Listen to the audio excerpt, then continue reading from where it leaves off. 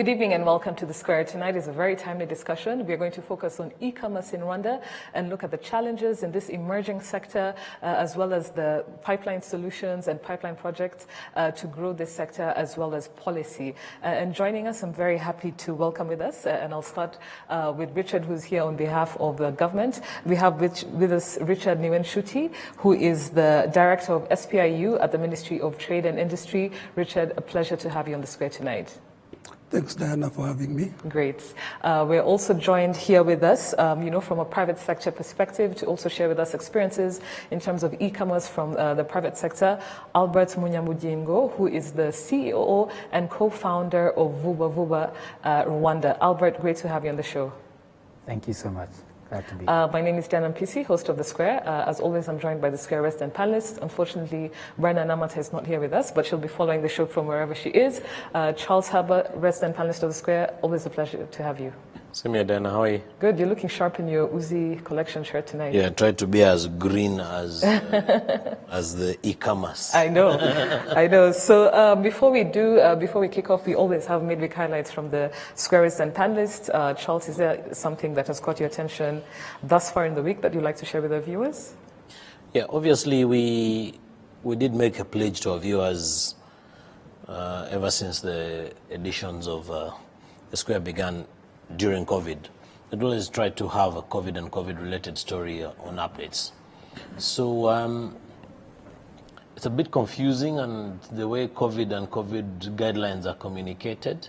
So last week, Nyanza, Gisagara, and Bugesera were put under lockdown. Now, whereas you would not appreciate how there's a shortage of communication on the part of government. So, Bugesera is literally part of Kigali. Is it though? Yes, I mean, when they said Guma Mukarere or Guma Murugo, while Kigali was not in Guma Murugo, we could go to Bugesera because people easily commute. And then you stay in Huye, you work in Kigali, and then these are two districts. You traverse them. I think the communication has not been that great, has neither been that smooth.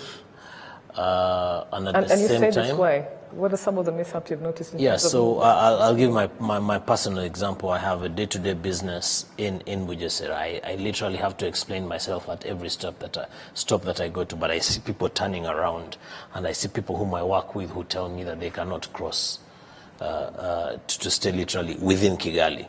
But I think that's not the point. I don't want to personalize it. I think we should have been told the reason for which these three particular districts or areas, for that matter, were put under lockdown. But geographically speaking, is where I think a lot leaves to be desired. That's something that has been bothering me all week. All week. Yeah. I wish Brenna was here to share her midweek highlights, but thanks, Charles, for yours. To whoever is listening, I hope that this is something that can be clarified, after the next yellow papers come out. To our viewers, thanks again once for tuning in. To our guests, Richard from Ministry of Trade and Industry, SPIU, head of SPIU, to Albert Munyamudingo, who is the CEO and co-founder of Vuba Vuba. I know many of us use Vuba Vuba, especially more than ever since the start of the COVID-19 pandemic. I'll just kick off, and the first question is to you, Richard, and then Albert can weigh in after, just to give us an overview of the e-commerce sector. So we know that today a lot of businesses and people still use money, transactions are still physical, but the e-commerce sector is one that is emerging, more so boosted, or should I say fast-tracked by the COVID-19 pandemic in Rwanda. Right now, the current focus of e-commerce is in the fields of airline, hospitality, banking, food delivery, and courier services.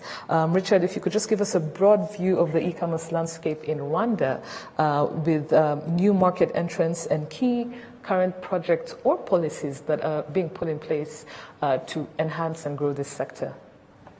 Thanks, Diana, for this opportunity to really discuss about e-commerce. I think the theme of this discussion really comes at a good time. One, at the government level, I think, generally speaking, you will see that many of the perception have been thought that e-commerce has come around because of COVID, and fact remains this is one of the industries that were envisioned in the wider digital deepening of our country, and that investment has been really put forward before, with an anticipation that some of these industries will start emerging, and e-commerce is one of them. But true to it is that during COVID, you saw that e-commerce industry played a very vital role in making sure that goods and services really access the people, even in lockdown. And that is where the greater benefits started being realized by the general public. Fast forward, we also recognize that there are so many growth trends that have come in because of that COVID period. If I could put up some numbers, around 2018, you could ask around 8 platforms that were existing in Rwanda. Today we are talking about between 67 and 100 platforms. E-commerce platforms? E-commerce platforms. Okay. We're also looking at fintech solutions that are in the market, around 44 that are existing fintech solutions that are really enablers to e-commerce operations. We also see the digital penetration. I think prior to COVID, that's when we had the campaign around Connect Rwanda, which was really intended to increase by 20% access to smart devices, and particularly looking at the lower communities that are not able to access that. And this was also in the interest of really inclusiveness into the digital access for the community. We cannot tie revenues to the e-commerce at this point, and I would say it's a bit difficult because even with the good number of people onboarding on Momo, we have a good growth in revenues, but you cannot completely tie it to the e-commerce operations. But what is clear is that at least a good average percentage of this is actually going through e-commerce. The survey that we picked up from ICT Chamber, which was done last week, indicates that averagely e-commerce operators grew when other industries were going down. E-commerce operations grew by averagely between 35 and 45%, which means, and even it's also confirmed by the statistics provided in the last report by the National Institute of Statistics, where ICT sector is one of the only sectors that actually registered growth in the past year, minus other sectors. So what this communicates to us is that the environment has been enabled for e-commerce to thrive, as much as it is still at an infancy stage, but the environment is really ready for e-commerce to take off. A few challenges still remains in the e-commerce operation, and I think Albert will really make some testimony to that, but the future seems to be picking up on that. Can you just quickly share with us, I don't know if you're at liberty to say this at the moment, but what are some of, who or what companies or businesses are some of the new market entrants in this sector? I know later on I'll try and get some more from you in terms of policy, but are there some new market entrants, either locally or partnerships with international entities? Yeah, let me probably start with the international ones that we have seen, like, for example, the arrangement with Alibaba, EWTP, which has really helped to onboard around 7 companies to tap into the Chinese market. That was an arrangement that really, we could say, benefited or triggered us to look at e-commerce in an export-enabling industry. Locally, I could say that many of the traditional businesses that we have during COVID moved into e-commerce, a good number of them. And the survey that we did, which was published, not yet published but is available, showed that when I mentioned that 2018 we had around 8 platforms, and now we have between 67 and 100 platforms, many of the businesses that were locally doing traditionally transactions have now onboarded into e-platforms, e-commerce platforms. And here, even giving a simple example, Kimilongo Market. They have an e-commerce platform where they do collective purchasing and then deliver to different businesses. This is one of the many. So what has been visible is that could have been the campaign around COVID measures, but we've seen a transition of many of the traditional businesses into e-commerce businesses. Agasha, for example, that also was a traditional outlets across the city, but now has a platform. So you have many examples that we could pick out that has seen many of the businesses really transition into e-commerce businesses. Yes. Thank you very much. Richard, coordinator of the SPIU, the unit from the Ministry of Trade and Industry. I would like now to move over, and Charles, we'll move to you after both our guests have spoken. I would like to move over now just to understand it from a private sector perspective. Albert Munyamujingo, you are the co-founder and CEO of Vuba Vuba, a very popular food delivery platform. Albert, if you could just kick off by telling us, what has your journey been since you founded Vuba Vuba? What are some of the challenges you faced? What are some of the achievements that you've also had? And if you could also share, if somehow one way or another the COVID-19 pandemic has impacted your operations and how you do business. Over to you, Albert. Thank you very much, Diana. As the journey of Vuba Vuba and myself as a co-founder and entrepreneur started back in January 2020. That was a few weeks after the giant Jumia had decided to exit the Rwandan market. Myself, I've been involved in this industry, the e-commerce industry, since way back in 2014. So we had been really analyzing and looking at market trend from Jumia, Hello Food, and being the only platform in Rwanda, to having so many players joining the market. So when that came over, myself sat and analyzed the opportunities we've been having and the trend. Where we came from probably having one order to deliver the whole day to 5 orders to a trend of almost 1,000 orders on a daily basis. As I was about analyzing this to understand the trend, and that's where we decided that even if this is exiting, myself had been involved in different discussions with tech companies in Rwanda, because everything back then was being handled locally apart from the tech side. So we sat down and looked at what needed to develop such a platform that could be doing, what we've been doing, going even much better because it has been built locally. So that's when we started and launched Vuba Vuba in Jan 2020.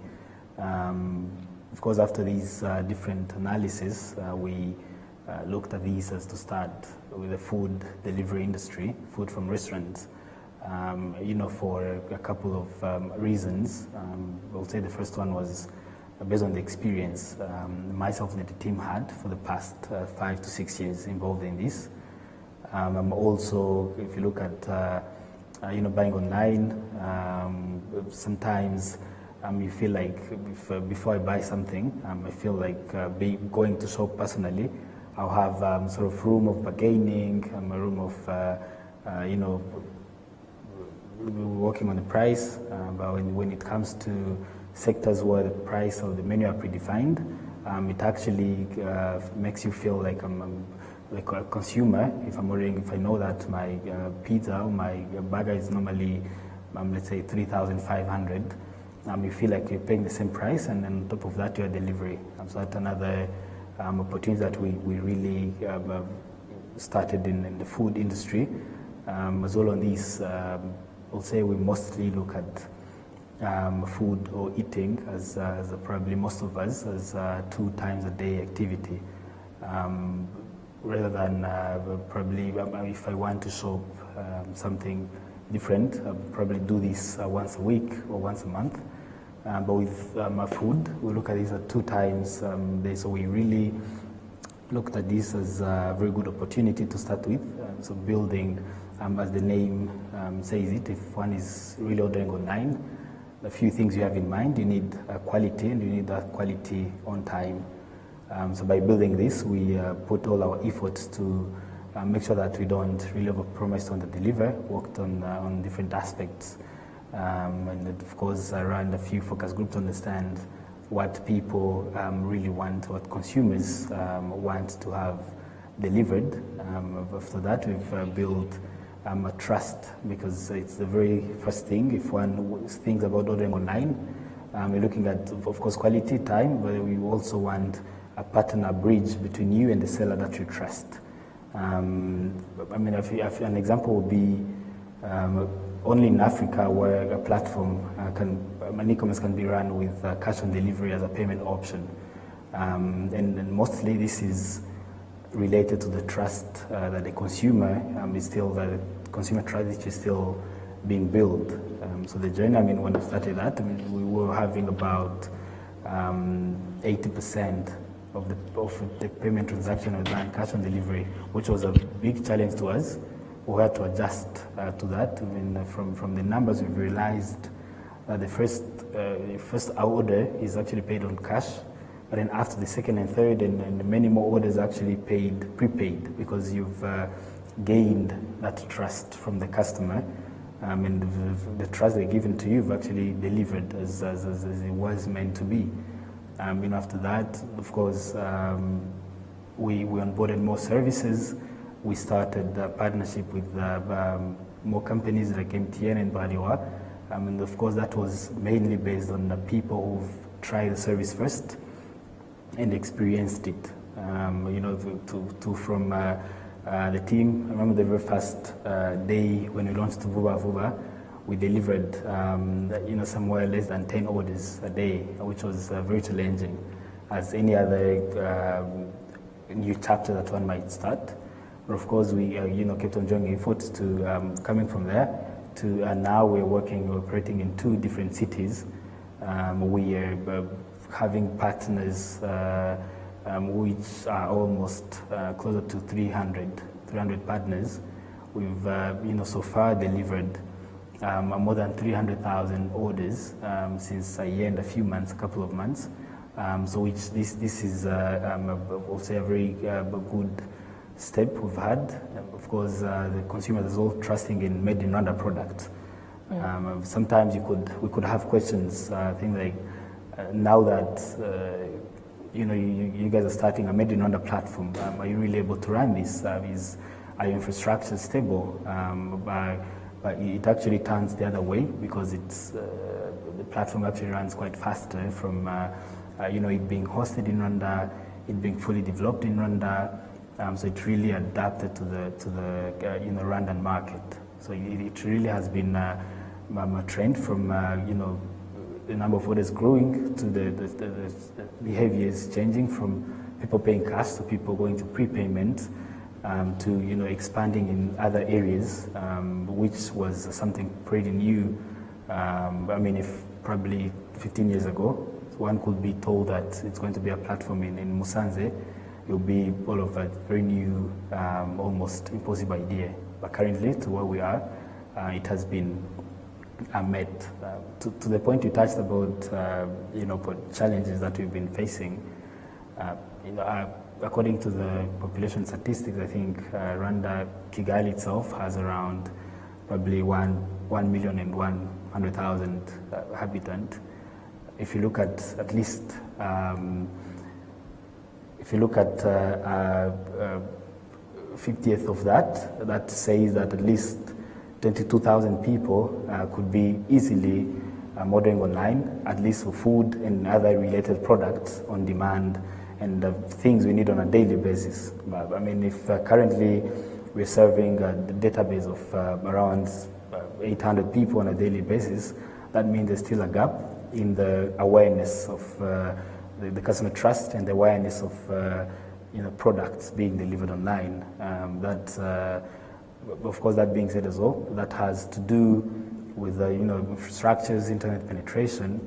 But of course, with the COVID pandemic, this has also shown the need of such services. COVID as you were mentioning this, back in the days, with the first lockdown, this is where we played a huge role to deliver essential products, adding more than cooked food to shopping groceries, shopping supermarkets. We managed to help businesses stay open, including more than 200 shops and restaurants, including where motor riders are not allowed to move. We managed to employ more than 100 of them. So it's really helped ourselves and the rest of the businesses to actually strive, because this is quite a good time for internet. Thank you very much, Albert. You've mentioned some really impressive numbers. Over 300 partners, over 300,000, businesses, and you're talking about 200 businesses also that you've helped stay open during the pandemic. Just a very quick question to you. Do you think the COVID-19 pandemic actually helped boost your business? Yes. So the COVID pandemic really helped ourselves and more people to go online. So if you look at the first, before COVID, the first COVID case in Rwanda came when we were about three months old. When we launched in January, and the first case was confirmed in March. By then, we were definitely in a very, very early stages, because we had to adapt a few processes that we normally implement to reduce the pandemic, to the condemnation of the pandemic. But then after this, people actually understood the need of using their online services.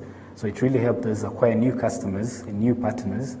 And once one has used the service, you understand that it's actually not for a certain class, as many consumers used to think before. And once you've placed the first order, got delivered, quality, time, then you stay there. So it really boosted the service, and not only on our end, which the rest of the players could confirm as well. The number of people using our platforms has gone up with the pandemic. Thank you very much. Like I said earlier on, impressive numbers. You said over 300,000 customers, 300 partners, 200 businesses that you've managed to stay open. I know, as Charlie, you especially like saying there's a silver lining in this pandemic, and I think one of the things it's done, it's fast-tracked cashless, digital transactions and businesses, in the e-commerce sector. Before I go to Richard, and I want us to just delve a bit more into policy and what can be done in terms of, consultative processes or engagements between private sector and government to really grow startups or SMEs, especially those that really engage in using e-commerce. I'd like to obviously hear from you, Charlie. Yeah, first of all, for the likes of Albert and all the other players who are there, I've just hats off for them. I know it's a very tough space to play in. It's a very bold decision to make in an era where, especially in Rwanda, in the last year or so, power fluctuations and have been and continue to be a bit of a challenge. Internet and internet connectivity is a huge problem. Yes, we're doing well, but again, compared to those who are doing poorly, but it's a bit of an issue. But even that said, that's from a general perspective. So I really want to respect them for that, and that sort of dilutes my point, my complaining point that I wanted to begin with, because I don't know any of the players in the market, including Vuva, that have ever ordered with and have delivered whatever I've ordered on time. Really? Yes, not even one. No, I think you just have bad luck. Seriously? I don't know one that has delivered on time. Seriously? Yeah, and I think that's an area that needs to be seriously corrected if we are going to play in the global space, in the regional space, but even in terms of value for money, because I feel we pay for convenience, and we should be able to get that convenience as consumers. That said, also, I think another area that seriously needs to be looked into, because the most successful areas, and I think Albert hinted on it, is around food and the related services. So dry food, perishable, food ready to be eaten, then delivery. I'm not sure about Vuba, but I know Rush Foods they do errands services. Then the guys in the transport sector, whether it is Yego or VW chaps, there is a general problem of the guys who actually do the last mile that have limited understanding of the smart devices and how they can get them to where they are going. So almost every other time you have to tell a guy where you are physically located. So it will tell you KG number 8, KG 65 street, but you still have to tell the guy, call the guy and tell him where you see a lady who has 2 kids in an MTN jersey with underneath an Airtel umbrella. That is where I am. So, but that's not the fault of the delivery services. No. In terms of I'm saying there's still a training aspect that's required. Yeah, in terms of getting people up to speed with what it requires. So, I in light of knowing the challenges of where we're coming from and where we want to go, I will sort of let them, get away with it, but kudos and giving credit to where it belongs. Absolutely. To where it belongs, Diana, yes. Yeah. I agree with you on the credit. I mean, personally, I know I speak for many. I'm looking forward, and this is the next part of the conversation later on, to how this can be, mainstreamed or streamlined through, across the country in different systems. But personally, I've really enjoyed the benefits of e-commerce that was really fast-tracked. I feel like it was hastened by the COVID-19 pandemic. I don't think in 2018, if you wanted food delivery, you could get it from any restaurant. Or if you wanted to shop for something online, you'd get it from any restaurant locally. So absolutely, Charles, I agree with you, and kudos on to some of these businesses that are really leveraging the e-commerce platforms. What I want to talk about now, Richard, Albert, and Charles, is policy.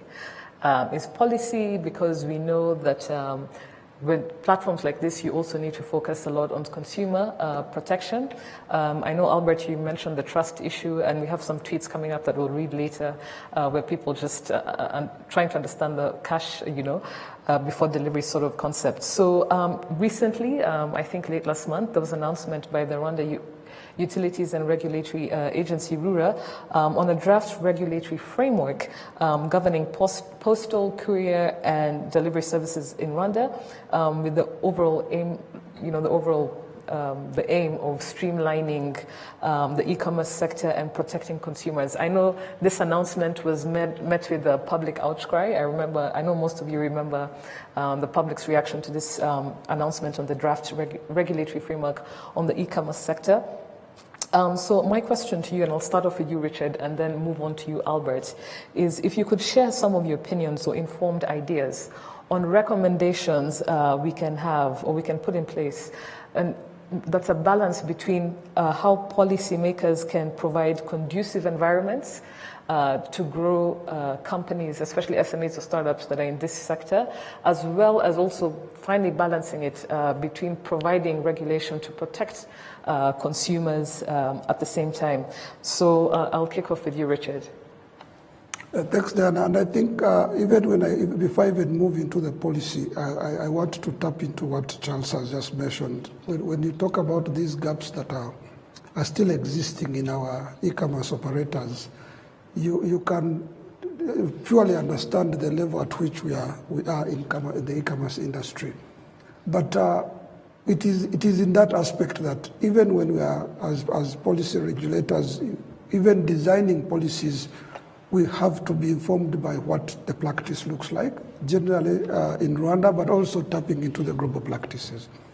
And the policies that are being enacted, maybe to give it a bit of a phase, right now we are moving away from probably investing highly on infrastructure, because that has really been done by government. Broadband has been really invested on. Yes, of course, we still want a good number to own smartphones and ABCD. But we are moving into where we want to make pieces come together. And when you talk about e-commerce, you're talking about not only platforms, e-commerce platforms, but you're talking about e-payment infrastructure and also logistics and warehousing. And for all this to come together, there is a need to have a coordinated approach to this, and this is where the policy framework comes in. To come to what came out in the media, I must maybe put a context to this. Every policy, before it is defined, there is a wider consultative discussions that are done by all different stakeholders. And according to the communique that was provided on that, it was really picked early in the process. And I don't think it had already been considered as final. But also understanding that it is on those kind of basis that we have now looked at a roadmap to develop a policy. Because it's the policy that now guides the regulatory frameworks or legal instruments that come after that. For example, in the policy that we now are we are almost in the final stages too. We look at the gray areas that are still need some support when it comes to e-commerce operations. We talk about the awareness campaigns. Here we talk about awareness campaigns for the consumers to really change the consumer behavior from traditional businesses to e-commerce operations.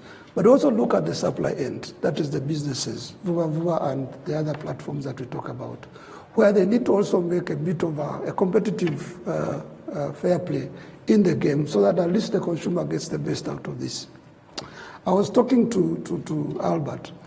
At times, there are consumers that what you see in the platform looks nice and fancy, but what you get is different. That's true. So this is what you will see mostly in the kind of a growing industry. But there is a need to protect the consumer, and there is also the need to make sure that there is a competition and a fair competition for the business owners.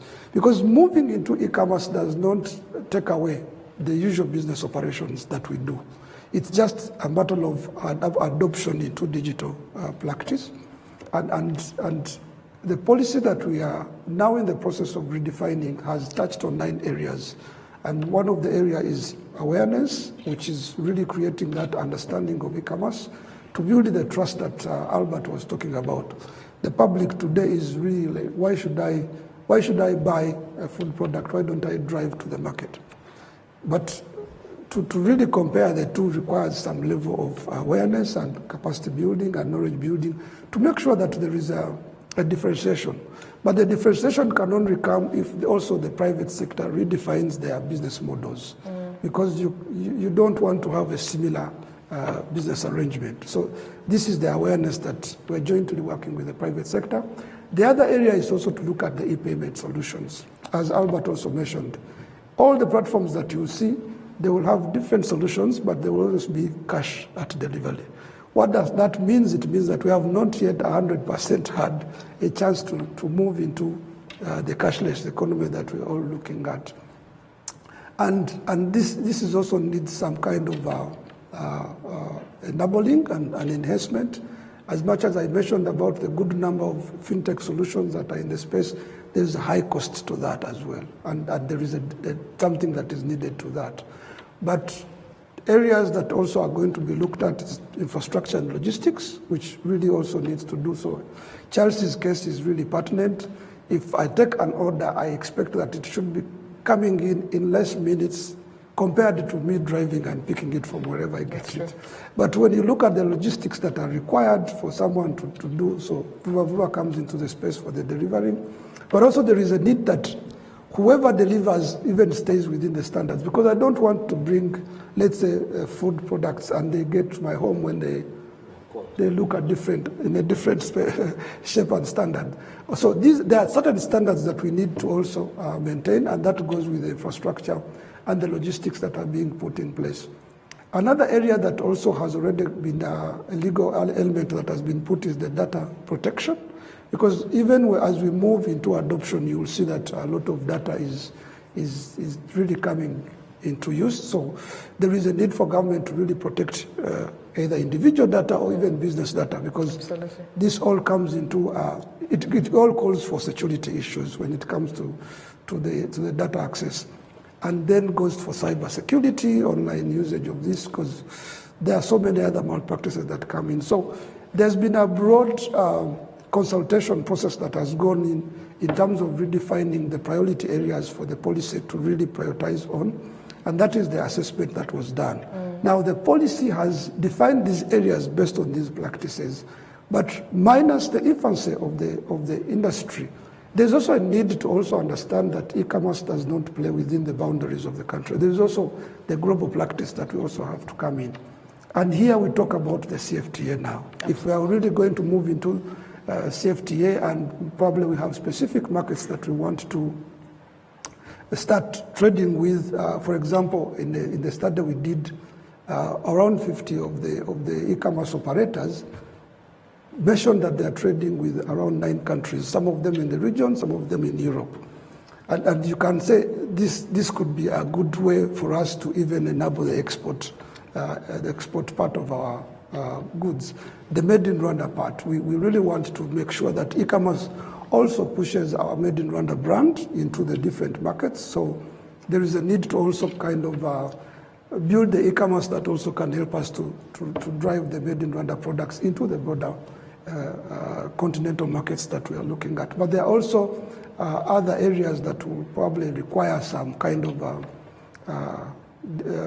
negotiations that facilitate trade, that comes with procedures on customs and duties that are provided in different markets.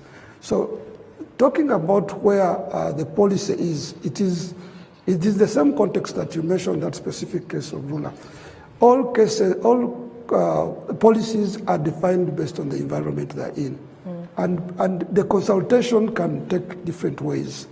The essence here is that policies are based on the interest that an industry needs to grow, and particularly for e-commerce, this is an industry that we want to grow. And so the spirit behind the policy is adoption. Adoption on both sides, adoption for the consumers and adoption for the suppliers, and that calls for different instruments. So I don't want to go into the nitty-gritties of what happened for that particular instruction, but it was too early to be picked up. There's a lot of process that goes into consultation, but ultimately the policy will help us to really have a coordinated approach to supporting the industry. And of course, policy guides implementation. If you could just give us a rough ballpark figure in terms of just estimation, when do you think we will have a sort of e-commerce that has an element of regulation based on this consultative policy process that you're talking about? Can we expect it in a year, 2 years? For the policy, it is... the policy that will be finalized to, streamline the sector. Yes. According to the timeline, the policy can even be available within the coming by June. Okay. It can be available. Yeah. It depends on how government will approve it. Yeah. It takes a bit of approval process, and that can be done. Depending on where it is right now, yeah. I would say come towards the end of this fiscal year, we could have the policy enacted. But beyond the policy, then we will have different regulatory frameworks or legal instruments that supports the policy.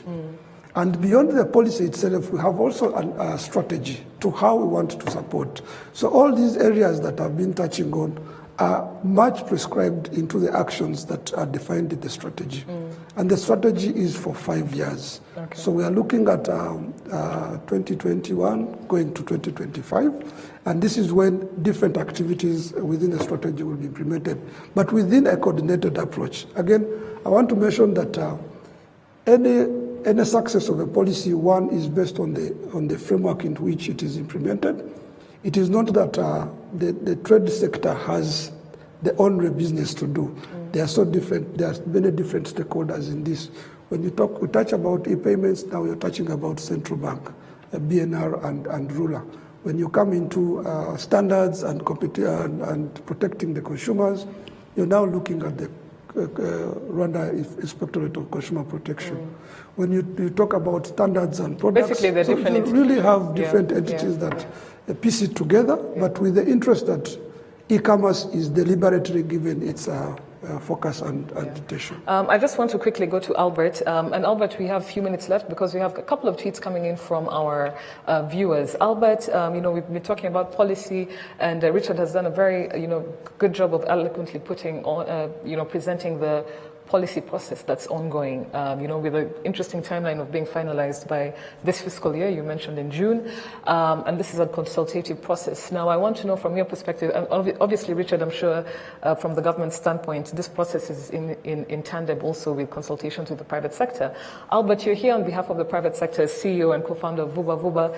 If you can just give us one or two, recommendations you have as someone who's in the field, in the private sector, an e-commerce business practitioner, what are some recommendations you can give to government as they finalize this policy to help your company and companies like yours thrive in this e-commerce sector? Just very briefly, one or 2 points before. You has already been put in the limelight as an unfair business practice in what came out in the media, as you are referring to. Yes. Yes. I'm not sure about unfair on Albert's behalf. Yes. So of course, what Richard was laboring to defend himself is that's one of the biggest challenges you have when you give a senior civil servant a microphone, is that he will take, especially on state television, he has to shine. But I think that's really the biggest problem we have with the e-commerce platform, and then help that we have Vuba Vuba here. What came out in the media, and I want to take Vuba Vuba out of this conversation. Anything to do with regulation, whether you talk about architects, contractors, doctors, and what have you, you have either a market leader or a gatekeeper. When it comes to regulation, that was non-existent. But has to be put in place. Has to be put in for place. Consumers. You will start with the market leader or the gatekeeper. Okay. Yes. Thank you for diverting me from my question, Charles. Yes. But Albert, Albert, the gatekeeper. Albert, if you could share with us your recommendations to policymakers, to government that's here with us this evening, on terms of how to best, help companies like yours thrive and grow even post-COVID in this sector. Just one or two very quick recommendations, Albert. Thank you. When it comes to policy, actually, like so much the intervention from Charles, it's very hard for the policymaker and then us to have a common understanding. To the point as well he was raising is we have in Rwanda or in Africa, that's where you have a way an e-commerce platform is actually running logistics as well, and if something goes wrong with the payment, we still look at the e-commerce platform, while actually these are probably three players who are combining themselves to deliver product. Of course, the last mile delivery is the face for this. So look at the policy side. I think as every sector as well, we need policy and guidelines. But of course, sometimes policymakers, we need to analyze and make these decisions based on numbers. Normally, if I'm an e-commerce platform, I'm actually not a logistic platform. To me and then as players, we look at these as two different sectors. For me, if I'm selling online, I get commission from the sellers, and then I should be looked at as an online supermarket or as an online restaurant. So I pay as taxes and everything related to another seller. And then the one who's delivering as well, you look at them as contractors. Like they're regulated in advance. They have, if you look at the motor riders, they have their own insurance and everything. So these are two really separate entities to look at when we're making regulations.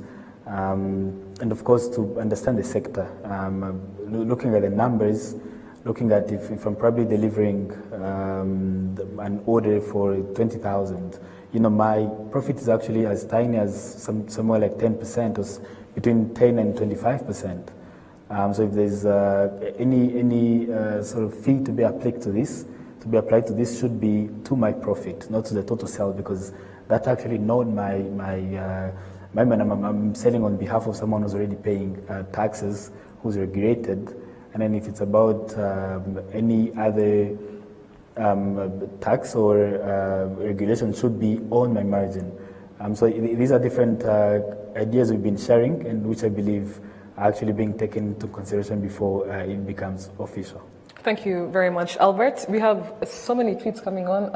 I hope you'll have time to read them before we go to the close of this discussion. Thank you very much to our viewers. I think e-commerce is something that affects a lot of people, hence the piqued interest in the show tonight. So we have the first tweet from Furaha, and Furaha, if you could have that on our screens. Furaha states that actually, if you could please have that on our screens. Furaha states that actually e-commerce in Rwanda has risen at its best, as well as more e-commerce platforms are being launched day by day, but we are suspicious of trust of paying before delivery. So what if someone pays and goods do not get delivered? We're going to our next tweet, but that's an interesting post, and I think, Albert, these are customers who are thinking of you, wondering about paying before delivery. We have the next tweet from Paul Kato, who says, looking at where the delivery services started in 2013 with Jumia Food, there's been a tremendous improvement in terms of knowledge on Google Maps to time delivery. There's still room for improvement, but we clearly need to appreciate the level of delivery service. I think Paul Charles echoes what you're saying about, kudos to this sector, but, a bit more work needs to be done. We have another tweet coming in from Oncle, Joe Zelf, who states that one challenge facing e-commerce is trust. Will I get exactly what I'm ordering? An aspect that makes people prefer paying in cash after expecting the delivery. Another thing is the lack of tracking on some platforms like HeyHey. We have another tweet coming in from the same person that states the disparity in the market price and e-commerce platform priced coupled with the delivery cost is also a factor. The next tweet that we have is from Dolapo Aina, who states that with the hurdles of timelines of delivery, promptness and communication snag of delivery points of the dispatch riders, as alluded to by Charles Haber, he asks how would the team led by Albert scale up, most especially in the area of capacity building for the riders. Next tweet, and I'll just quickly try and pin that so Albert answers that. Oncle also says data privacy and how personal data is handled and processed should be looked into. For instance, Vuba taps into the APN API when verifying new users based on the phone number provided.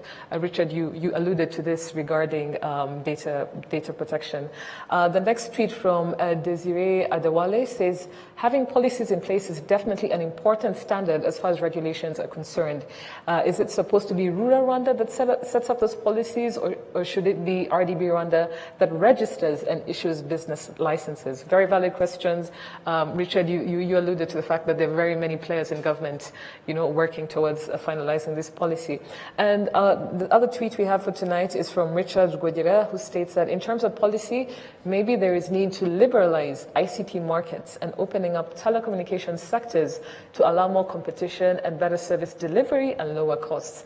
Then we shall see better quality from vendors such as Vuba. These are all the tweets that we have for tonight. I would like us to just go to our closing remarks, and I'll start with you, Charles, if you can make it really brief before we hand over to our guests to give the closing remarks. And the closing remarks I'd like you to give, Richard and Albert, are just basically the future of e-commerce. Where do you see Rwanda? Where do you see e-commerce in Rwanda in the next, 3 to 5 years, even in a post-COVID world? We're hoping that these structural systems can stay in place even post-2021. But Charles, very quickly, over to you, closing remarks. E-commerce is a service. A few years ago, we had a huge problem in Rwanda in terms of the quality of service that we were offering. And RDB did wake up and say, no, we are not going to accept this. We're going to wake up and drive people to complain when they have a poor service. But even the service providers to be able to say it is their responsibility to offer a good service. If you look at the value chain of e-commerce, there are about 3 or 4 different people on the value chain. Number one is the people who actually offer the service. So Vuba, Rush Foods, whoever it is. I consume a lot of these services. Never at any one point have I had somebody ask me, how was the experience? Did you like our service? Was the food good? Was the food cold? How was the ride? Did I take too long?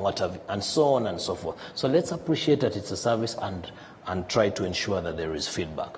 I'll have to stop you there. Yes, no, I want to talk about policy. Just policy. No, it's Charles. extremely important because I Charles, think I'm sorry, unfortunately, people are getting a raw deal. No, unfortunately, Yes. let policy be his closing remarks. We have come to the end of the show. You gave your point. I'd like us to also share with the guests their closing remarks. We have less than 2 minutes Let left. them protect the businesses. Okay. Yes. Thankfully, that was short, but I get you. Richard, closing remarks. What do you envision for the e-commerce sector in Rwanda? Thanks, Jan. I think that the e-commerce industry, just like most of the industries that we have now seen growing, the digital transition is one of the deliberate intention of government to drive, and e-commerce is really at the center of that. Two, the policy that we are now talking about is really intended to bring together all the efforts that are at government but also private sector level. It's not really a policy that is put in place to guide government only, but it also looks at different stakeholders. So it's kind of a joint collaboration to make sure that what we are really deliberately trying to develop in terms of e-commerce development is really deliberate and intentional. Lastly, the private sector, I would say, let them take a forefront in the redefining of these kind of policies, because this is where they play a key role. Absolutely. And when they come into implementation, it's actually the private sector that drives them. So the future of e-commerce is bright, as we usually say in high school. We used to say the future is bright. Yeah. The future is bright, but there is a deliberate effort that is supposed to come from all different stakeholders. Especially the private sector. Albert, over to you very quickly. The future of e-commerce in Rwanda from your perspective as a private sector player. I think, like myself, being involved in this sector for the last 6 to 7 years, I've seen tremendous growth since when we started up to now.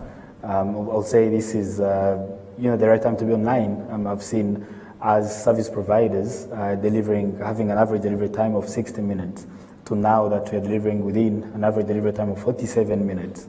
I think we need to be held more accountable to where, as Charles was saying, because if customers already know their rights and the policies, I know most of the times we face a big policy on the refund policies. I might promise to deliver, but if I don't, what's going to happen after that? We need to be held accountable on this, and of course the competition spirit. I believe the other players as well as myself do understand that this is a very good opportunity that we have, but then once you go with a service online, once you go wrong, it's actually hard to coming back to the right track. Thank you very much, Albert. Charles, great points. Let's hold a higher standard to service delivery, especially in the e-commerce sector. Richard, fantastic and seamless illustration of what's being done behind government offices, on tables and boardroom meetings to really fast track this policy and streamline this sector. And Albert, thank you very much for your inputs, your interventions, and I'm just happy to hear that as a private sector player, you're holding yourselves, on behalf of Vuba and other players like you, more accountable to consumers and the public. I think this is the first part of a series of conversation on the matter. It's really important.